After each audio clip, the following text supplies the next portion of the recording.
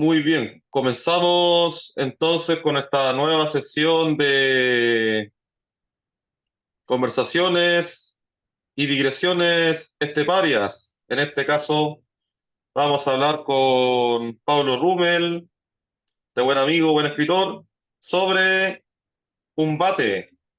Yo creo que el mayor bate de Chile y del mundo. Uno de los mejores, por supuesto, del mundo, pero de Chile es un bate fundamental. Estamos hablando de Pablo Neruda. Vamos a hablar in extenso sobre este poeta magistral.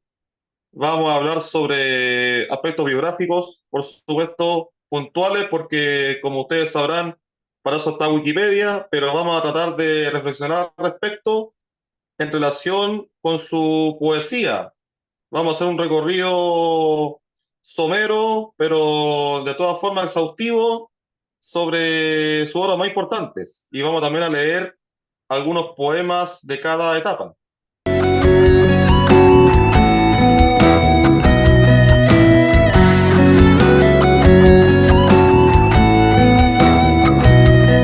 Por lo menos los más representativos para cada uno, porque la idea es hacer una lectura personal y también reflexiva, con altura de miras.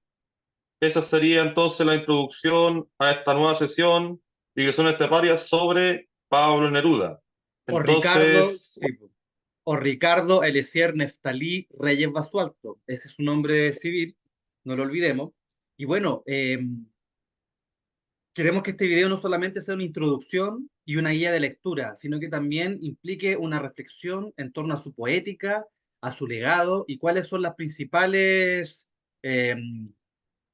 principales características de su obra literaria.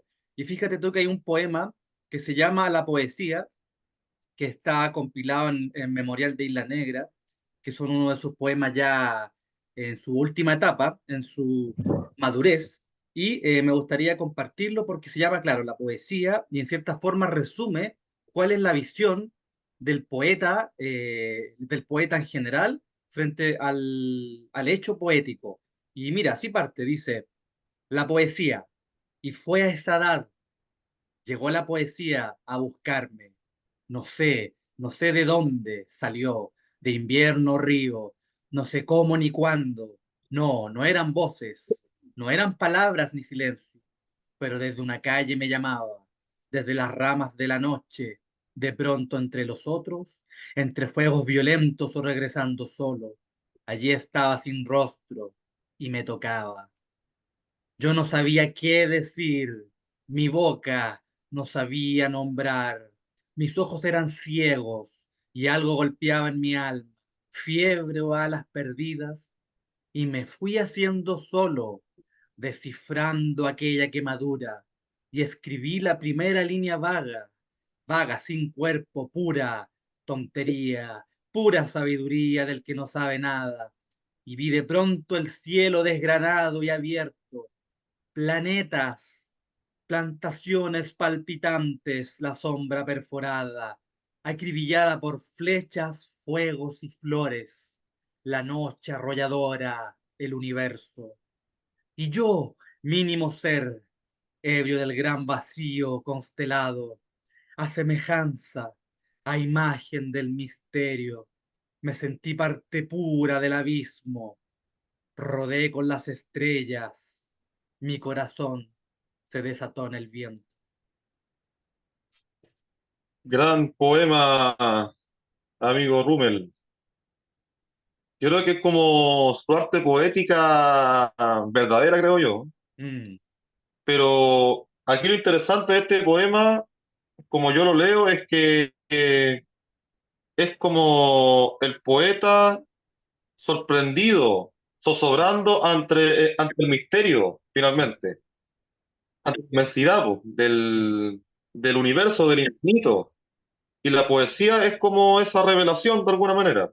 Lo que yo interpreto es interesante porque lo que yo he leído de Neruda en su arte poética, bueno, de manera muy superficial, siempre yo he leído las antologías de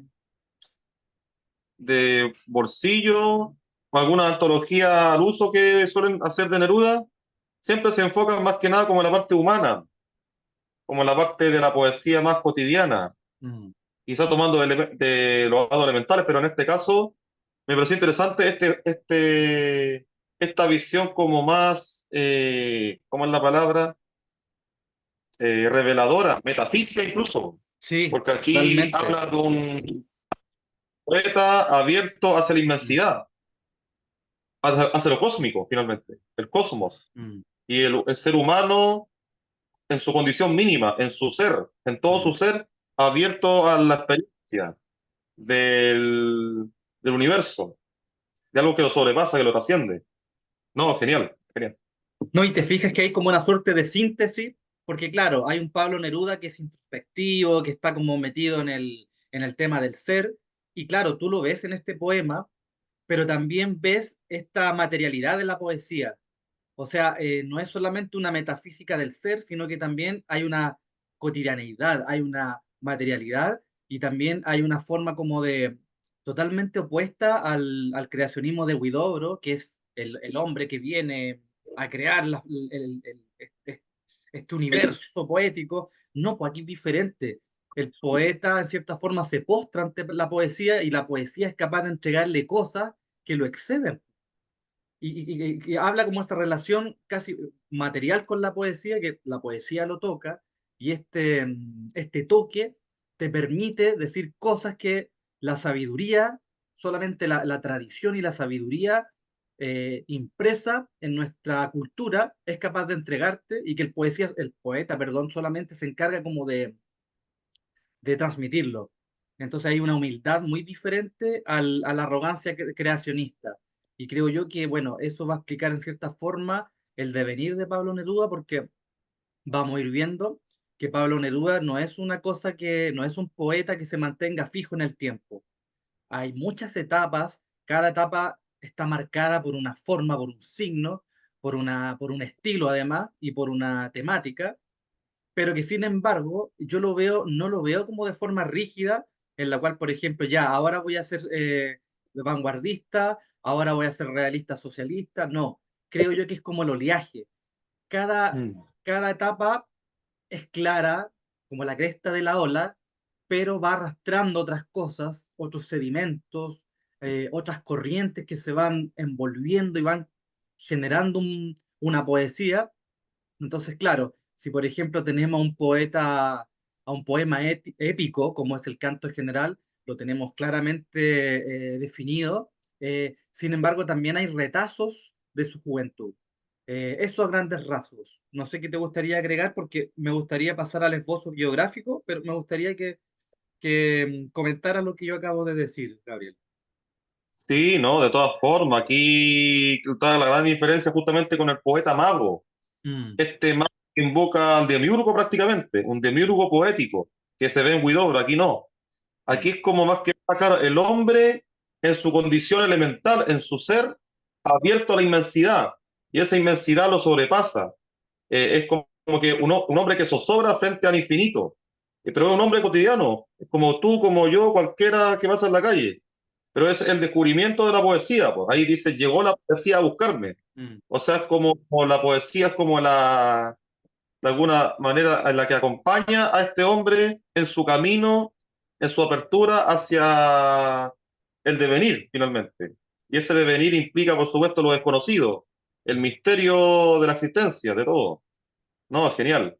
Es como que fuera la poesía, no sé, como una compañera, no sé cómo llamarlo, como que lo lleva de la mano a este hombre arrojado a lo inmenso, finalmente, Maravilloso. pero que atraviesa mares, atraviesa mares, atraviesa tierras. Mm, Es un hombre cotidiano, como cualquier otro, pero abierto a la totalidad. Eso lo puedo decir. exacto. Genial. Ya, pues mira, Pablo Neruda nació el 12 de julio de 1904. Eh, Hay que destacar que cuando él era un bebé, su mamá muere de tuberculosis. Recordemos que a comienzos del siglo XX y fines del XIX, la tuberculosis era una enfermedad brutal que aún no era controlada. De hecho, La montaña mágica de Thomas Mann recrea muy bien cómo eran esos tiempos donde la gente luchaba con la tuberculosis, pero era finalmente una epidemia que cegaba las vidas. En 1910 él ingresa al Liceo de Hombres de Temuco y ya muy pequeño, en 1918, publica su primer poema que se llama Mis ojos, en la revista Corre Vuela. En 1920 conoce a Gabriela Mistral, que era la directora del Liceo de Niñas, y mira tú no vamos a decir coincidencia porque parece un azar lleno de sentido. Pablo Neruda aún no publicaba su primer poemario y tiene esta gracia, esta maravilla de encontrarse con Gabriela Mistral, que está ella en ebullición, está en su momento en que va a publicar sus primeros poemas y tienen este encuentro que es crucial. Obviamente ellos nunca tuvieron una relación de amistad plena, fue una relación más o menos distante. De hecho, alguna vez Gabriela Mistral dijo que siempre le preocupó que Pablo se metiera mucho al Partido Comunista, porque desde su posición política, Gabriela veía que el Partido Comunista era como una fuerza arrolladora y podía terminar despersonalizando a Pablo Neruda.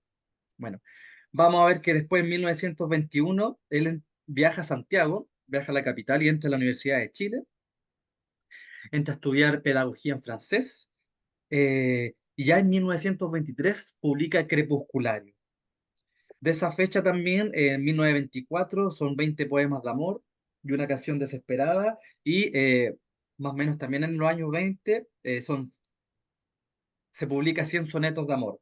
Y me gustaría, Gabriel, que hiciéramos aquí una pausa en la vía de Pablo y nos abocáramos un poquito a describir cómo es esta primera fase del Neruda que está comenzando a hacer sus armas en la poesía. Ya, la primera etapa, sí, bueno, su Mm, primera etapa, en sus comienzos, por ejemplo, en Crepusculario, es una poesía que bebe directamente de la tradición modernista.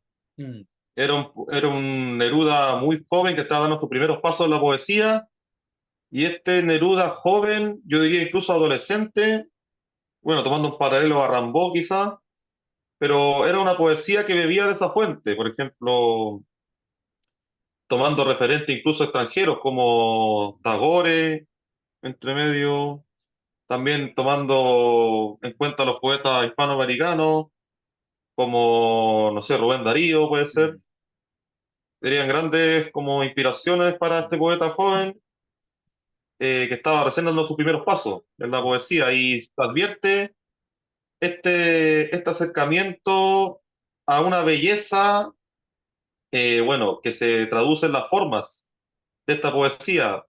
Por ejemplo, en Crepusculario habla mucho de los sentidos, la fragancia, por ejemplo, de las lilas. En una mm, parte hay un poema que habla del olor también. mm, Es como, hay tópicos que maneja esta poesía temprana de Neruda que remiten a este modernismo en la belleza, en el preciosismo.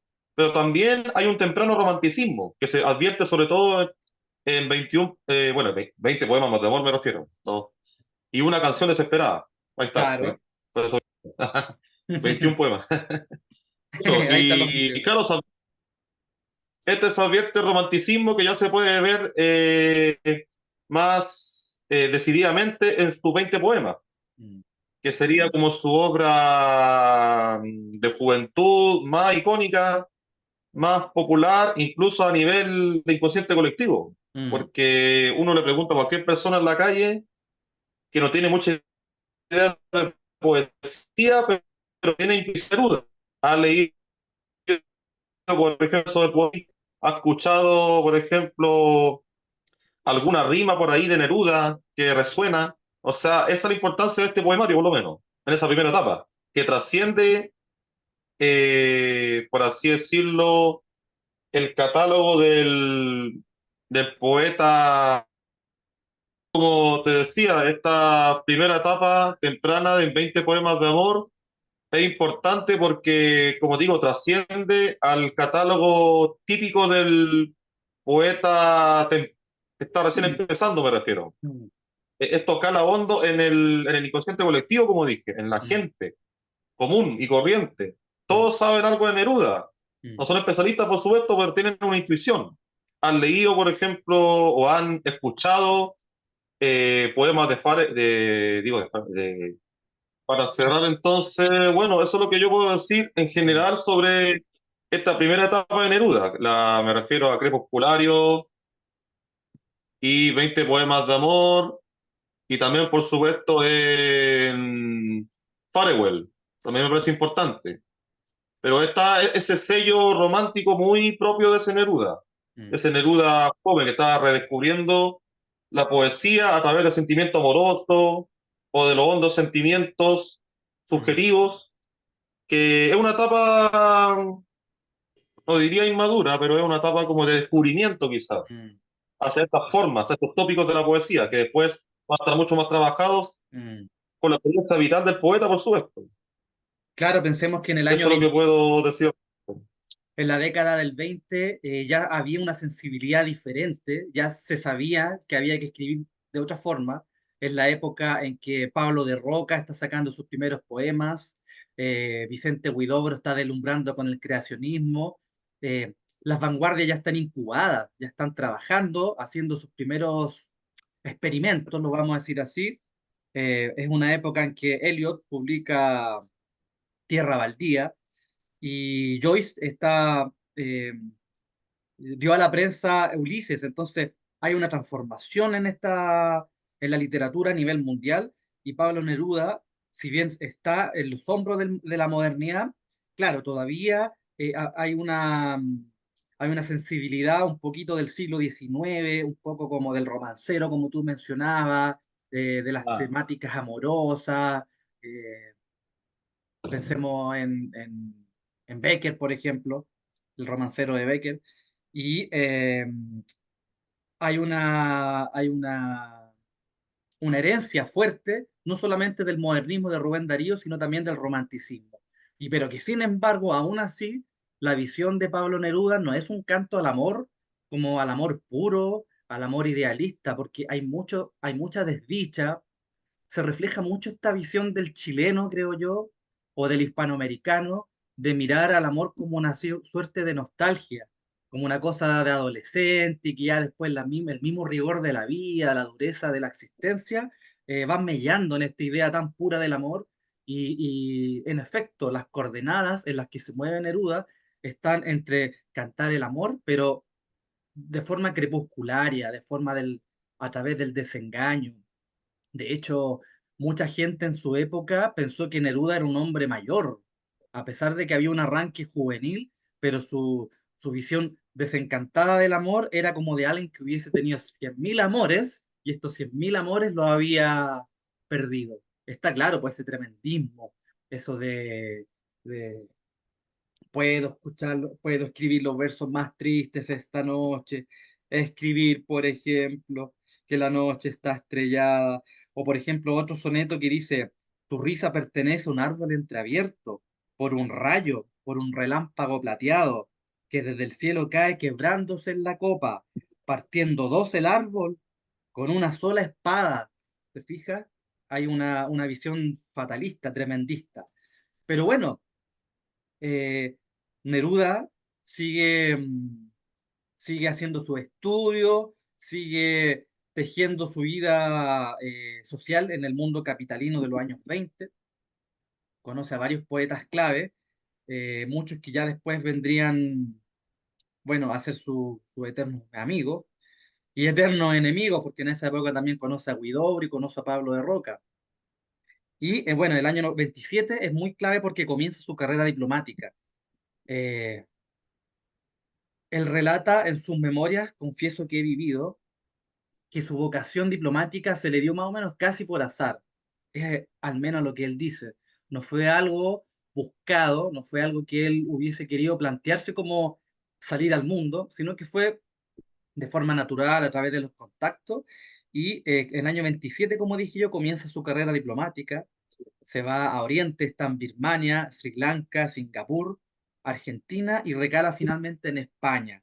Y acá esta es una otra etapa de Neruda que ya es muy marcada, que decía yo que ya se venía incubando con las vanguardias, y que tiene, yo creo, su paroxismo en la Guerra Civil Española, porque acá mm. Pablo Neruda pasa a ser casi parte del paisaje poético hispano.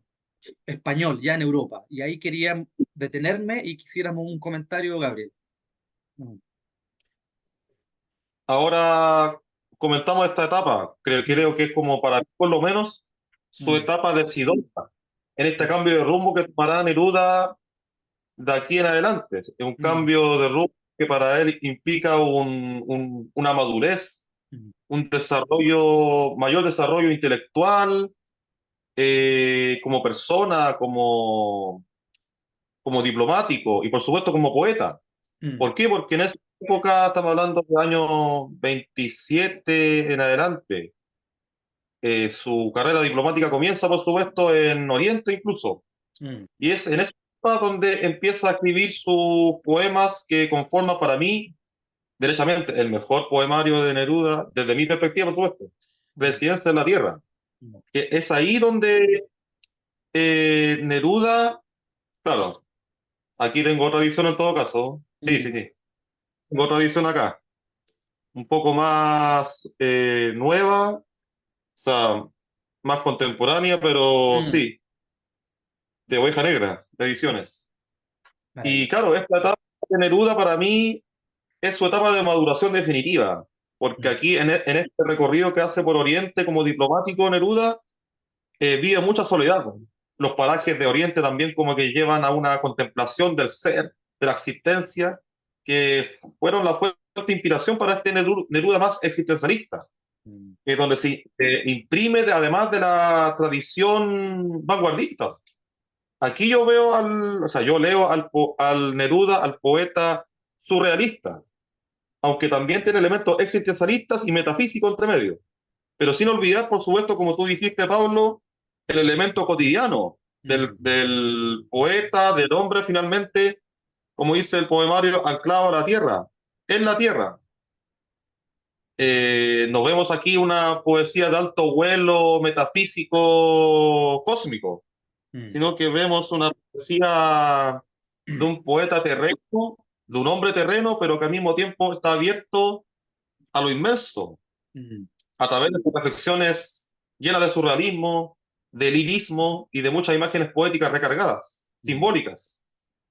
Y bueno, esto lo que publica Reciense la Tierra lo hace en el año 33 por Editorial Nacimiento. Y como digo, muy importante porque recopila una serie de textos que escribió en su calidad de diplomático en Oriente. Y estamos hablando de un periodo de tiempo largo, estamos hablando de por lo bajo 7 años, estamos hablando, no sé, de año 25 que comenzó a escribir, después su etapa diplomática 27 y hasta el año 33 APP. Después, de hecho, publicó 2 libros más que tienen la temática de residencia. Muy bien, entonces, estábamos hablando de residencia en la Tierra. mm. Había dicho que residencias comprende básicamente textos del año 25 hasta el año 45. ¿Por qué? Porque fundamentalmente son textos de su época de diplomático, en su viaje a Oriente. Y bueno, hablamos también de Residencia de la Tierra en su publicación en el año 33. Luego, segunda residencia, ella comprende ya, comprende entonces su época de diplomático, en este caso, como había dicho, del 31 al 35, segunda residencia, y luego ya finalmente cerrando la tercera residencia, que va del año 35 en adelante, prácticamente el año 40. Esta época muy importante, recuerda a Pablo, ¿por qué? Porque en esa época es donde él inicia su etapa de diplomático en Oriente y luego, sobre todo, su experiencia en España, Mm, donde él hizo muchas gestiones. ¿Para qué? Para proteger a refugiados de la Guerra Civil Española. mm. Y fue en esa época, estamos hablando de los años 30, final de los años 30, donde conoció a García Lorca incluso, Sí. y donde le dedica algunos poemas en su tercera residencia. Así que bueno, resumiendo esa parte, ahora me gustaría leer un poema de este poemario tan excelente llamado Residencia en la Tierra, por lo menos de su primera etapa, en este caso la Residencia en la Tierra 1. Leeré un poema de este libro para entender bien ¿Cuál es su cambio en torno a su poética? Porque estábamos hablando de su poesía temprana, así que vamos a ver la evolución que tuvo, este cambio vital que se reflejó en su poesía. Le damos entonces un poema llamado Significa sombras. ¿Qué esperanza considerar? ¿Qué presagio puro? ¿Qué definitivo beso enterrar en el corazón? Someter en los orígenes del desamparo y la inteligencia, suave y seguro sobre las aguas eternamente turbadas. ¿Qué vitales, rápidas alas de un nuevo ángel de sueños instalar en mis hombros dormidos para seguridad perpetua, de tal manera que el camino entre las estrellas de la muerte sea un bolento vuelo comenzado desde hace muchos días y meses y siglos? Tal vez la debilidad natural de los seres recelosos y ansiosos busca de súbito permanencia en el tiempo y límites en la tierra. Tal vez la fatiga, tal vez las fatigas y las edades acumuladas implacablemente se extienden como la ola lunar de un océano recién creado sobre litorales y tierras angustiosamente desiertas. Ay, que lo que yo soy siga existiendo y cesando de existir, y que mi obediencia se ordene con tales condiciones de hierro, que el temblor de las muertes y de los nacimientos no conmueva el profundo sitio que quiero reservar para mí eternamente.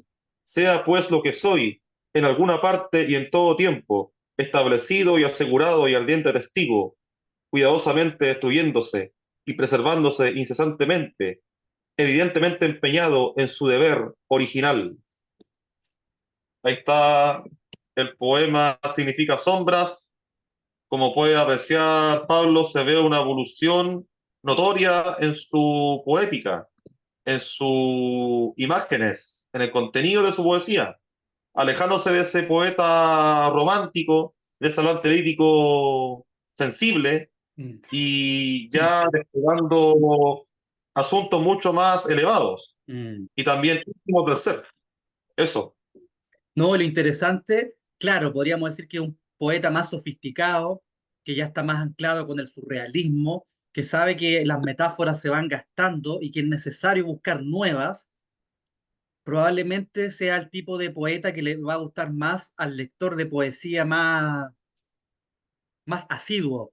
No vamos a decir al académico, si cualquiera puede leer poesía, pero claro, se nota ya esa evolución del poeta que es más primario, más elemental, con el poeta ya de más alto vuelo, que está buscando la imagen mucho más rebuscada, de crear un hablante lírico quizás mucho eh, más en la cresta de la ola, más abriendo camino, más vanguardista. Mira, hay otro poema que me encanta mucho, de Residencia en la Tierra, para que no todavía sigamos acá, que lo comenta un pensador chileno católico que se llama Clarence Finlayson. Fue un pensador chileno que, mira, pues pese a que a su catolicismo no dejó de encontrar sabiduría y potencia en la poesía de Pablo Neruda. Entonces acá nos damos cuenta cuando un poeta realmente trasciende su mera ideología.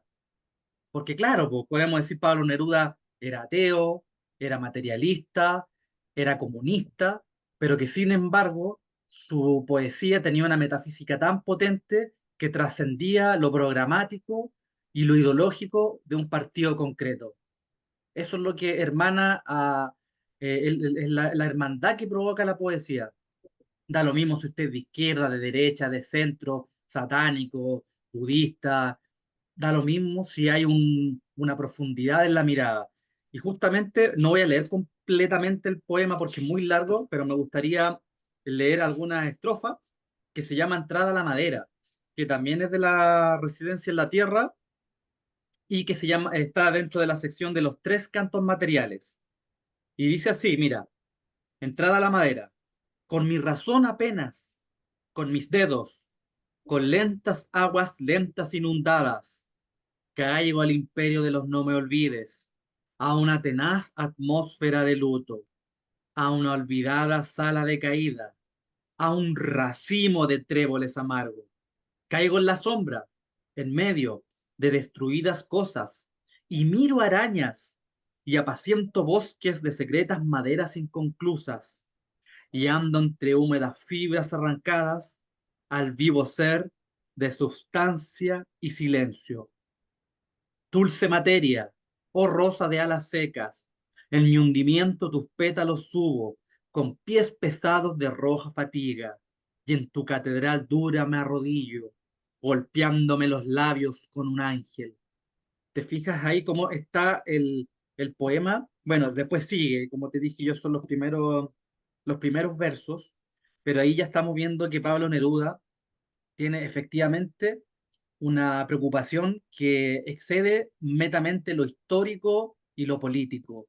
Él es un poeta que puede ser traducido en cualquier idioma, en cualquier lengua, inclusive ser leído desde cualquier vertiente religiosa, desde cualquier corriente metafísica o filosófica, y sigue en la potencia, sigue siendo un poeta que da que hablar, que penetra en el sentido de las cosas y que sus interpretaciones siempre están abiertas. Ya como tú decías, Gabriel, él abandona ese camino del amor, de lo emocional, y ya comienza a centrarse en una cosa más cósmica, más cosmológica, que tiene que ver con el universo todo. Bueno, en esa época donde Pablo Neruda ya está militando en el Partido Comunista, él de hecho asiste a una conferencia de escritores contra el fascismo, esta famosa conferencia donde estuvo César Vallejo, y bueno, gran parte de los grandes poetas de la época, García Lorca, qué sé yo, y vamos abandonando Residencia en la Tierra y quiero que avancemos ya hacia el Neruda como del compromiso político, al Neruda ya comunista. Claro, efectivamente, el año 39 fue un año crucial porque ya está terminando la guerra civil en España y los derrotados son, bueno, son perseguidos, son acosados, hostigados. Hay que entender que el clima era catastrófico. Y el año 39, como bien dije, es cuando Pablo Neruda, utilizando sus contactos diplomáticos, hace la gestión del Winnipeg, donde 2.000 inmigrantes españoles llegan a nuestras tierras. El año 45, siempre por el Partido Comunista, elegido senador por la República, y ese año recibe el Premio Nacional de Literatura. Tenía 42, 43 años, muy joven, es una cosa que muy pocas veces en la historia de los premios nacionales e internacionales, me imagino, se da, que a esa edad, a un poquito más de los 40, ya Neruda sea reconocido a nivel mundial. Y claro, Chile no iba a ser la excepción y le entrega este galardón. Bueno, en 1949 es muy complejo porque ahí parte al exilio. Recordemos la ley maldita de González Videla, que Gabriel González Videla, fue el que eh, prohibió el Partido Comunista. Hubo una persecución, un hostigamiento hacia elementos de este partido, y Pablo Neruda parte arrancando hacia Argentina. Y bueno, en esa época, en el año 49, entre el 49 y el 53, es cuando da a la escritura del canto general. Y el canto general es ya, me parece que la tercera etapa de consolidación poética de Pablo Neruda. Y me gustaría dar el pase a ti, Gabriel, para que vayamos matizando si hay algo que se me haya quedado en el tintero o cualquier cosa que quieras agregar de este periodo. Ya. Muy bien, Pablo. Sí, por supuesto, ya pasada la época de residencia en la Tierra, luego de su carrera diplomática por Oriente, ya comienza la consolidación del hablante lírico comprometido.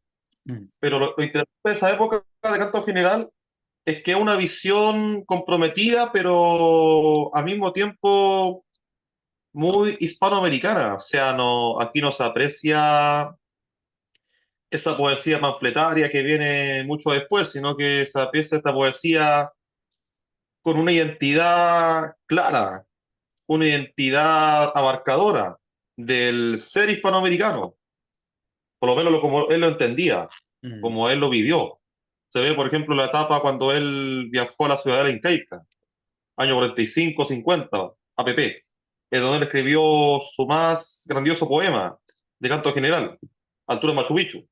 exacto. Se vieron saber justamente ese encuentro de Neruda con la tradición precolombina, Mm, Pero lo interesante es que, claro, como, bueno, citando a este gran escritor argentino, Abel Posé, lo interesante es que Neruda no veía ese relato que hay de esta supuesta distinción radical entre el español y el incaico o el Mm. precolombino, sino que él honró esa tradición, pues, o sea, vio que en esa ciudadela incaica habían secretos, misterios que fueron revelados finalmente ante el poeta. Y él los pudo traducir de manera magistral en este poema Altura Machu Picchu, este poema en habla hispana finalmente. Mm. Fue la única manera de traducir esa voz primigenia que descansaba en esas ruinas. Y qué mejor que honrarla mediante la letra y la palabra hispana. ¿Te fijas, Pablo? Exactamente. Eso es lo interesante, por lo menos de esa etapa, canto general. Justamente Y como tú claro, me bien. gusta mucho el Mm. poemario porque no incurre en panfletos. Pese a ser un poeta comprometido Mm. con la causa, por supuesto, la causa comunista, con Mm. su carrera política, pero no se traduce en tópicos, ni mucho menos en una visión rígida, Mm. esquematizante de la realidad, desde la ideología, sino que se advierte ¿cómo decirlo? Es como un homenaje, es como una celebración Mm. en todo momento. El ser hispanoamericano, Mm. en sus distintas vertientes, lo existencial, lo cotidiano, lo humano, lo divino, finalmente. ¿Te fijas? Eso es lo que puedo yo decir. Claro, hay que entender que este poema, mira, Pablo Neruda fue un poeta que pudo haber dicho ya, hice residencia en la tierra, me dieron el Premio Nacional de Literatura, pero Pablo Neruda siempre fue ambicioso como poeta y eso a mí me encanta, que un escritor siempre esté tratando de probarse y llegar más allá arriba.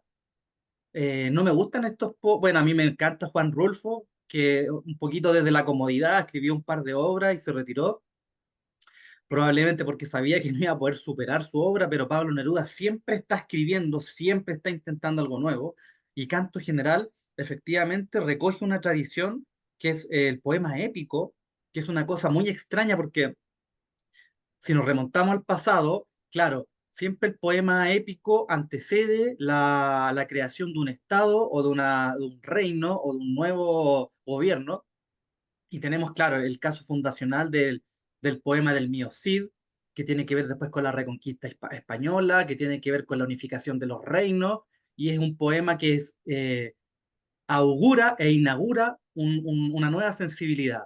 Después tenemos a Alonso de Ercilla, que escribe La Araucana, que efectivamente es un poeta guerrero que llega a estas tierras y sabe que acá hay un choque y tiene que cantarlo. Es como que los tiempos te obligan a ser un poeta de épico y tienes que tomar la batuta. Y Ercilla lo hace de forma magistral. Después tenemos otro ejemplo que podríamos decir que es Walt Whitman en el siglo XIX con sus hojas de hierba. Acá, claro, está el hecho de la independencia de Estados Unidos, los estados se están confederando, se están haciendo una nueva nación, y lo que está primando ahí es la democracia. Entonces, el gran poeta de la democracia, democrático, casi como ideología totalitaria, es Walt Whitman. Y tenemos las particularidades de su canto. Pero ya en el siglo XX son muy pocos los casos de poetas que hayan de forma exitosa o de forma certera escrito un poema épico. Y fíjate tú lo curioso que podríamos poner un poeta que está en las antípodas de Pablo Neruda. Yo pienso, por ejemplo, en Ezra Pound, poeta fascista, y que efectivamente en sus cantos está todo este ímpetu de traducir el poema a una historia universal a través de la épica, desde Homero, los clásicos de la literatura medieval, pasando por el pensamiento de los chinos, hasta la modernidad de Nueva York. Entonces está ese afán totalizante de abarcar una época completa. Y de repente aparece Pablo Neruda, también dándose cuenta que hay una tradición que está más o menos perdida, desaparecida, y que la única forma, claro, en un primer momento él quería cantarle a Chile, quería hacer como un canto a Chile, pero finalmente se da cuenta que la raíz del chileno no está solamente en esta tierra, po. Entonces él se da cuenta de las coincidencias que tenemos con los mayas, con los aztecas, con los quechuas, con otros pueblos cercanos, y todo esto vertebrado por él dice, por el puñal y la espada del español, que trajo la sangre y la cruz, pero trajo la palabra, trajo una riqueza de léxica que es envidiable. Entonces, todo esto es una conjunción de elementos históricos. Pensemos también que Pablo Neruda está escribiendo Canto General en una época en que termina la Segunda Guerra Mundial y todavía existe cierto resquemor a que existan ideologías contrarias al comunismo, a que socaven la revolución. Y en cierta forma, lo que trata de hacer Neruda es llevar el realismo socialista hasta sus últimas consecuencias y en cierta forma entregarle a la América toda, incluyendo Estados Unidos, una voz. Eso, Gabriel, como breve excurso. Muy bien, Pablo. Sí, eh, bueno, estoy completamente de acuerdo con lo que tú señalas en esta etapa de canto general.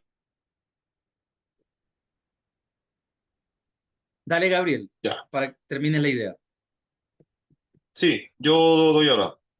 Sí, bueno, Pablo, yo te escuché atentamente lo que tú dijiste sobre canto general, matizando bien tu interpretación, bueno, por las alusiones que realiza Neruda, el hablante lírico nerudiano en este caso, y me parece muy interesante. Bueno, yo estaba revisando justamente su antología fundamental, Ah, esta antología fundamental del año 80 pp, muy buena y muy bonita porque sale Isla Negra ahí en la portada. Me parece interesante. Bueno, estaba revisando justamente la etapa de canto general y confirmo, o sea, en esa etapa el hablante lírico nerudiano intenta marcar toda la tradición eh, precolombina, haciendo poemas a Lautaro, por ejemplo. mm, Y lo interesante es que acá, bueno, tomando en cuenta la tradición, pero recordemos que Lautaro fue muy importante en el Chile temprano, recuerden, y tomando en cuenta también el poema épico de Ercilla. Así que aquí de alguna manera está presente también este elogio que hace Neruda de los grandes próceres de estas tierras. También habla de Caupolicán, y bueno, más adelante también habla de incluso de los padres de la patria. mm. O'Higgins, Carrera, Rodríguez. O sea, el canto general es como este proyecto ambicioso de Neruda en términos líricos, de abarcar una voz americana, hispanoamericana finalmente. Y es por eso curioso rescatar ese poemario, porque de alguna manera en su propia poesía desdice este relato que hay, que es como un relato bastante sesgado, que de dividir a la España de América. Mm, Acá todo lo contrario, un canto general es una honra finalmente. mm. Honra a través de la palabra española, latina, al ser. Claro, como tú bien dices, Gabriel, es fijar las bases de que España no solamente es Europa, España se relaciona de forma dialéctica, casi en términos, bueno, marxistas para él, con América, po, con la América indígena. Entonces, cuando el español es eurocéntrico, se está olvidando que el gran acervo literario y cultural lo recoge de América. Hay una inversión. No es solamente ver como que América recibe todo de España y es su heredera, es también el juego inverso. España también entra a América y adopta costumbres que estaban acá. No solamente la papa, el maíz, sino que el léxico, la forma de hablar, la forma de relacionarse. Entonces, es hermosa como esta conjunción que es violenta, efectivamente, porque hubo guerra, pero también hubo periodos de paz y estabilidad. Exacto, Pablo, sí. Claro, como dice el mismo Posé, pues se le debe todo América le debe a España, pero al mismo tiempo España le debe a América. O sea, Exactamente. es un todo, no es que uno se imponga sobre el otro, sino que hay una sinergia, Una dialéctica, ¿cierto?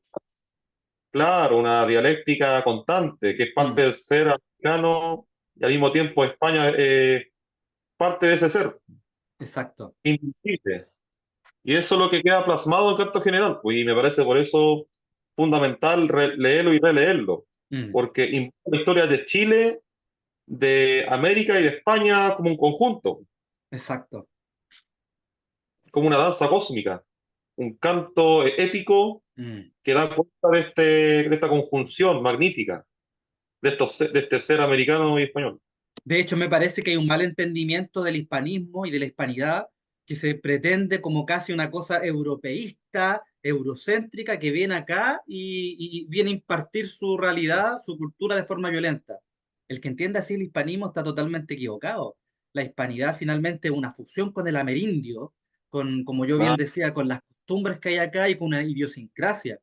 La hispanidad sin indigenismo está incompleta y claro, lamentablemente existe un indigenismo que busca solamente ir a la raíz, pero despreciar la herencia española. Pero bueno, ya esa es una discusión que excede este video y solamente quería hacer esa pequeña nota al pie. sí, de todas formas, compadre, sí, sí, ese es el punto. Y bueno, qué mejor que la poesía para desmentir esas posturas tan radicales. Mm, Aquí la poesía de Neruda es un testimonio clave de que es posible esta hermandad, esta exacto. conjunción entre ambas tradiciones, de las cuales nosotros somos parte, de las cuales nosotros venimos, en nuestra Mm, parte, en nuestra esencia.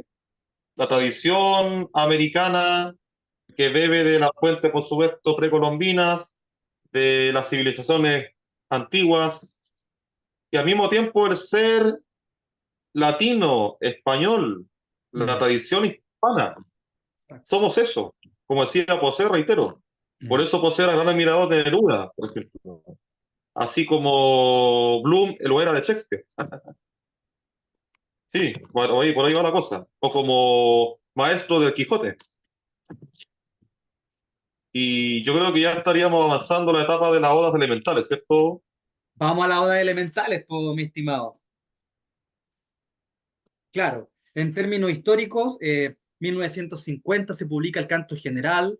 Me parece que la primera edición fue en España, en Argentina, porque claro, como Neruda estaba como un exiliado, fue muy complicado ingresar ese libro a Chile, que me parece que ya el 52 y el 53 tuvo unas ediciones clandestinas. El año Mm. 52 es cuando aparecen los versos del Capitán. El año 54 La Uvas y el Viento, que podríamos decir que son ciertas obras un poquito menores, y ya aparece el año 54 otra cumbre que es Odas Elementales. Y acá me detengo. Bueno, te fijas tú, Gabriel, que la época de las odas elementales es una suerte ya de síntesis donde es cierto, el camino es épico, es abandonado por las cosas más sencillas.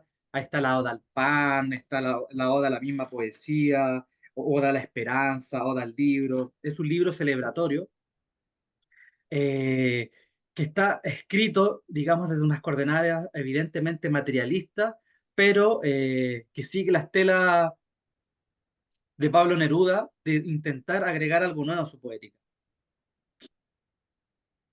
Así es, estimado. Las odas elementales. Sí, yo cuando me acerqué a estas odas elementales tenía un cierto prejuicio porque veía que no eran a lo mejor una poética tan definitiva o elevada como en Canto General o Residencia en la Tierra, pero me di cuenta que no, que hay una ambición también en esta oda, o sea, es como un intento de abarcar muchas cosas. Eso es lo que tiene Neruda en esa etapa, por lo menos de madurez, que trata de abarcarlo todo, es como Mm, que va más allá de sus propios límites. Abarca todo, porque Neruda también tuvo una asistencia muy llena de experiencias en su, bueno, por supuesto, en su gran fama, su carrera diplomática, lo llevó a recorrer el mundo, o sea, trató de, en su visión tan amplia de la vida y de la poesía, intentó abarcar todos los aspectos.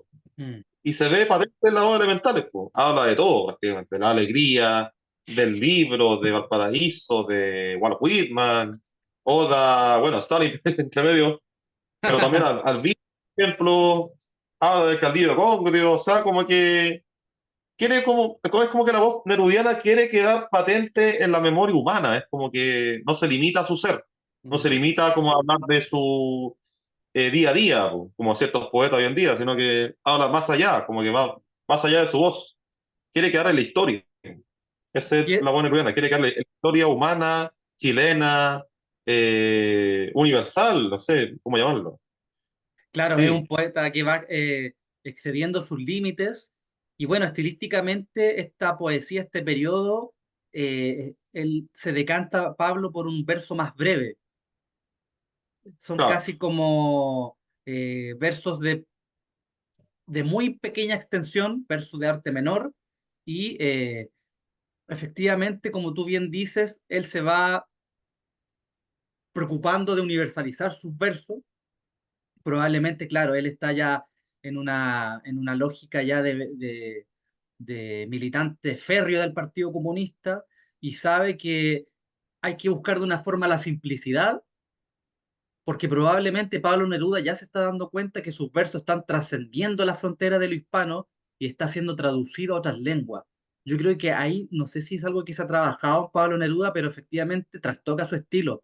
Entonces ya no tenemos estos versos tan rebuscados, estos versos más largos, sino que son una poética más breve. Eso quería agregar, Gabriel.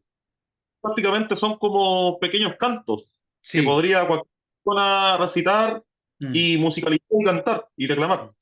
Por ejemplo, claro, la oda al alcachofa incluso, son como cosas como incluso muy básicas, simples, pero mm, no por eso menos, por supuesto. Estamos hablando de cosas como más cotidianas, pues. Así que por eso mismo su poética se ve más simplificada.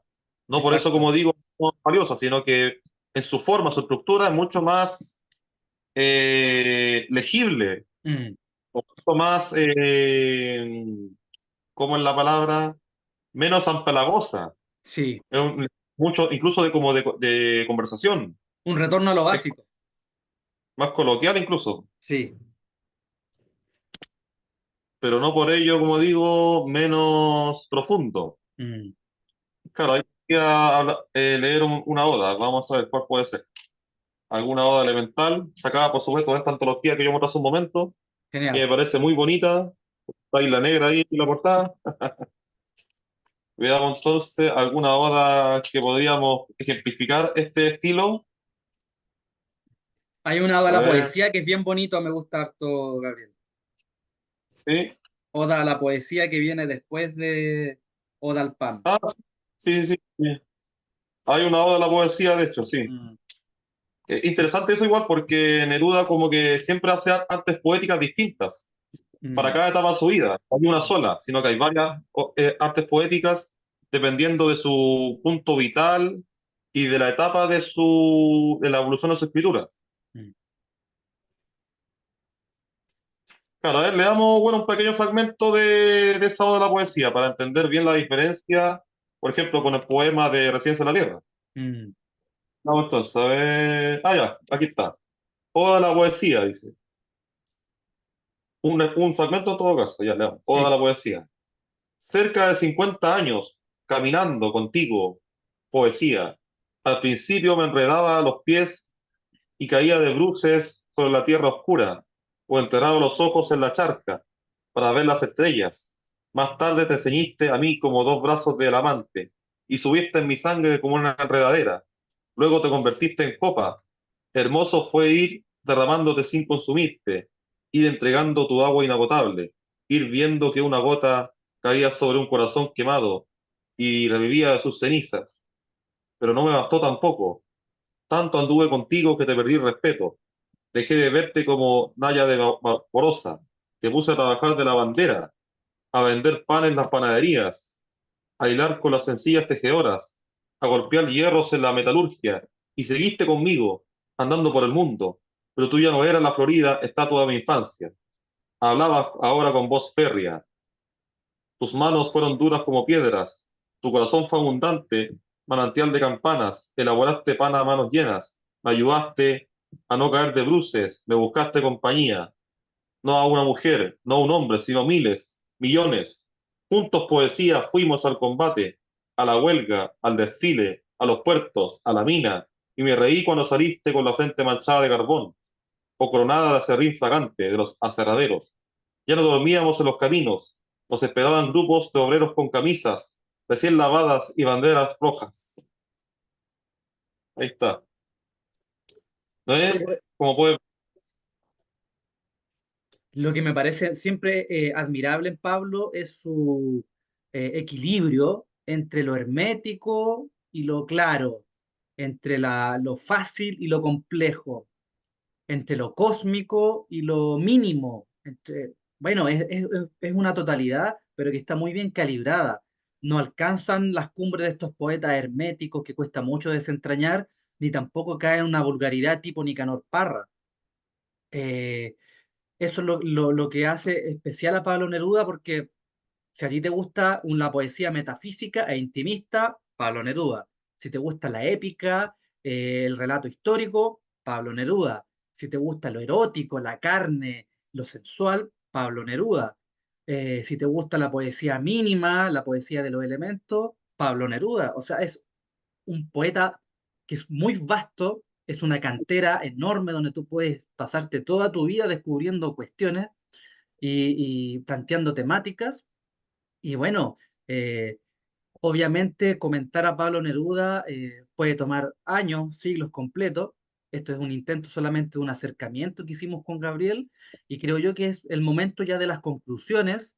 Probablemente quedaron millones de cuestiones que teníamos preparadas con Gabriel en el tintero, pero claro, pues el tiempo obliga, hay un marco y te paso a ti la voz cantante, Gabriel, para que vayamos cerrando, elaborando alguna conclusión y bueno, invitando al lector a que, ¿por qué Pablo Neruda tiene que estar en su biblioteca? ¿Por qué no es un destino ineludible? Ya. Sí, Pablo, hay que ya cerrar con Neruda. Ya. Dale, Gabriel, nos quedan 3 minutos para que Ahora hagamos el sí, cierre. ya, Últimas Pablo, palabras, Gabriel. entonces, vamos para cerrar entonces con Neruda. Bueno, sabemos que Neruda da para mucho más, pero hicimos un recorrido bien acotado y creo que fue al hueso en nuestras lecturas, por lo menos de Neruda, lo que a nosotros nos deja, su legado. Hicimos un recorrido por sus poéticas más importantes, que da para, por supuesto, como dije, para mucho tiempo más. Siguen habiendo relectura de Neruda, y eso indica que es un poeta fundamental y que debe sí o sí leerse y estar en cualquier biblioteca o estante, cualquier, diría yo, cualquier aspirante a escritor o poeta. Mm, Debe ser alguien ineludible mm, y debe ser reelegido. Debe hacérsele justicia porque han habido muchas lecturas erróneas de su obra y de su mm, vida. Pero eso mismo da que hablar. Eso mismo deja patente la importancia vital de Neruda en nuestro imaginario finalmente. Y recalcar, bueno, la importancia de Neruda como voz de la tierra y al mismo tiempo como voz ambiciosa que trata de reunir todos los aspectos de la vida y al mismo tiempo en su ambición también condensar todas las poéticas, todas las voces, darle dignidad a todas esas voces y a todas las cosas que las involucran, de las cuales las aluden. Eso creo yo que es como, por lo menos desde mi lectura, lo que se puede rescatar de Neruda, su voz, ese, siempre ese ir más allá, esa cosa tan simple, llana, sencilla, pero al mismo tiempo tan abarcadora, tan universal. Eso para cerrar, Pablo. ya, Neruda pues, siempre. eso, con Neruda en el corazón, no solamente con España, con Neruda en el corazón. Ya pues, están invitados Neruda entonces a, a que lean a Pablo, que lo relean, que abandonen el prejuicio. Muchas cosas que se han dicho en contra de él de su vida personal ni siquiera están respaldadas, no hay documentos judiciales ni testimonios serios que hablen en su contra. Así que no haga caso, disfrute a Pablo Neruda, no solamente nuestro chileno, sino que ya es universal, po. Ya pertenece a toda la tradición Y da lo mismo su ideología, su orientación religiosa, eh, todo tipo de partidismo. Todo eso queda fuera de Pablo Neruda, para que no llegue prejuiciado y lo sepa valorar en su justa medida. Así que eso, muchas gracias gente. Si le gustó el video, dele like y compártalo, pues si es la única forma de que este canal siga avanzando. Así que eso, pues Gabriel, te quedan los últimos 30 segundos y nos vamos. Ya. Sí, bueno, por supuesto, toda la razón, Pablo. Neruda tiene que ser leído, sí Mm, o sí. No haga caso de los prejuicios, haga caso omiso y remítase a la palabra de Neruda, mm, a sus metáforas, a sus silencios, a sus significados, a lo que él quiso decir. Lo mm. demás no importa, es parte de la anécdota de la vida de que él tuvo, ¿no? Pero no dice nada de su obra. Su obra es lo fundamental, léalo, lea a Neruda, no se va a arrepentir. Eso. Eso, Chaito, puedo decir. gracias. Chao, nos vemos.